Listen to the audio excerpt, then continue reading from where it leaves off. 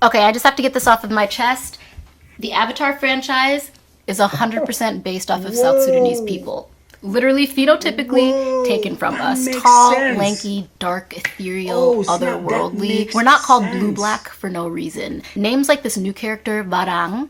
Meanwhile, our homies on the block are called Garang, Gatluak. You've got the Acholi, like Suli. It's not just the Aduts and the Anoks, because when you hear the language of the Na'avi, at least as a South Sudanese person, you're like, Aiwa, manangajwak, which sounds mad familiar, right? Yeah. And we've been covering ourselves in ash for centuries. It's a tradition shaped by our climate and cattle herding cultural practices. All of our style clothing and drip down to the jewelry brought. This man is who they archetyped for sure. Because wouldn't it be weird to see a movie with a bunch of blonde haired, blue eyed, tall people with axes and hammers living on boats as a way of life and not give a nod to like Viking culture? And you might think, like, why does any of this matter? It's all Whoa, made up anyway. Well, Kat, God. no, it's not. You're actually telling the story of real people, like Pocahontas. It's fiction rooted in real people, which in this case erases those people from any credit of their own culture, only to be remembered through a myth, which is problematic because fiction becomes fact when it's the only version that people ever see. Ask any indigenous person how real Pocahontas turned out. And as a filmmaker myself, my commitment to the craft is about the truth, because good filmmakers want to tell the most authentic version of a story, even if it's fictional. Exploitative filmmaking doesn't aim to tell the most honest story. They go for the cheapest version that appeals to the widest market. And that market is usually shaped towards the most basic, flattened understanding of a people or culture. So, should filmmakers be allowed to make whatever they want? Could Zoe Saldana play Nina Simone? Sure. Would it be the most honest rendition of that story?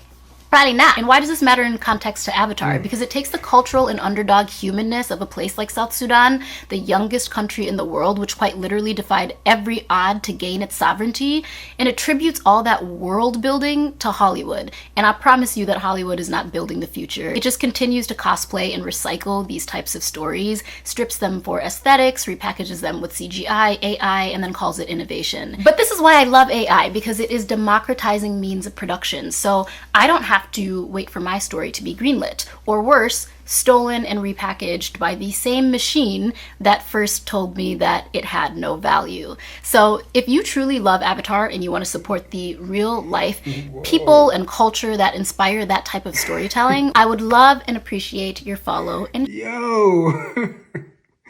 Okay, so Avatar is my favorite movie franchise. Right from the first one, the second one, great. I heard the third one is coming out. I think there are five installments that is gonna be. And I always wondered why I connected. I mean, I think Avatar is a great movie. I mean, the underlying themes in the movie. If you're someone who is really into the preservation of culture, you're someone who understands colonialism and people taking advantage of other countries and things like that, you relate to Avatar. And of course, James Cameron is a great director, I think, as well. But I always wondered why I connected so much with Avatar. Like, Avatar is such a movie that it's not just the great CGI and graphics, it's just the themes within that movie. There's just so much thing. And love, family, colonialism, so there's just so much in it, like packed in that movie.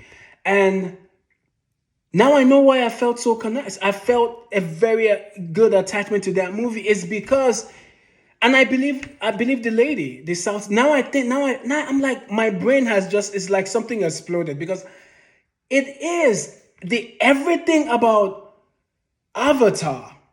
It is take. It's like South Sudanese, like the structure of the people, the tallness, the stature, the shape of their face, like the outfits, everything. It's linked to South Sudan is crazy. It's great, but here's my thing. This is my thing with always this. It's great to appreciate cultures, but I wonder if James Cameron has South Sudanese people on set. Are there consultants with South Sudanese people? Does he have extras from South Sudan? Is he giving them employment?